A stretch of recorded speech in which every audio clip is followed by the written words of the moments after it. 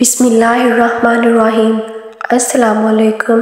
یہ مسئلہ سب کے ساتھ ہوتا ہے کہ بعض اوقات گیس وغیرہ ہوتی ہے پیٹ میں، تو اس کو روک کے رکھنا کہ میں وضو دوبارہ کیسے کروں، اس میں نماز پڑھ لیں گے یا حالت نماز میں ایسی کیفیت ہو جائے تو کیا حکم چل رہا ہوگا۔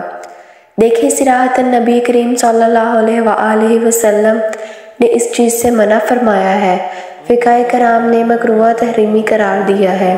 حدیث کی روشنی میں کہ انسان کی توجہ کسی طرف جا رہی ہو، یعنی پیشاب کی طرف، استنجا کی طرف یا گیس کی طرف، اور وہ نماز ادا کر رہا ہو۔ نماز میں تو بالکل یکسوئی کے ساتھ، خشوع و خضوع کے ساتھ اللہ تعالیٰ کی طرف توجہ ہونی چاہیے۔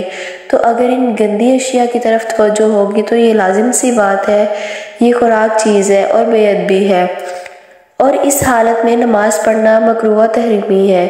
تھوڑی سی سستی کو دور کریں، اگر آپ وضو کریں، آپ ٹائم نوٹ کریں، 2 منٹ یا 1 منٹ میں وضو ہو جاتا ہے، کیوں سستی کر کے اپنی نماز کو مکروہ تحریمی انداز سے ادا کریں، اور 2 منٹ کا تو وضو آدمی کر ہی سکتا ہے، تو پھر کیوں نماز کو مکروہ تحریمی انداز میں ادا کرنا ہے۔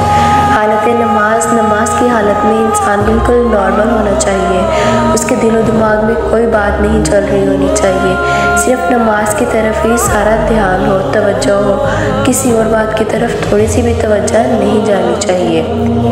امید کرتی ہوں آپ کو یہ چھوٹی سی انفارمیشن اچھی لگی ہوگی۔ اچھی لگی تو ویڈیو کو لائک کر دیں اور چینل کو سبسکرائب کر لیں۔ اللہ رب العزت آپ کو میرا حامی و ناصر دعا میں یاد رکھیں۔ اللہ حافظ۔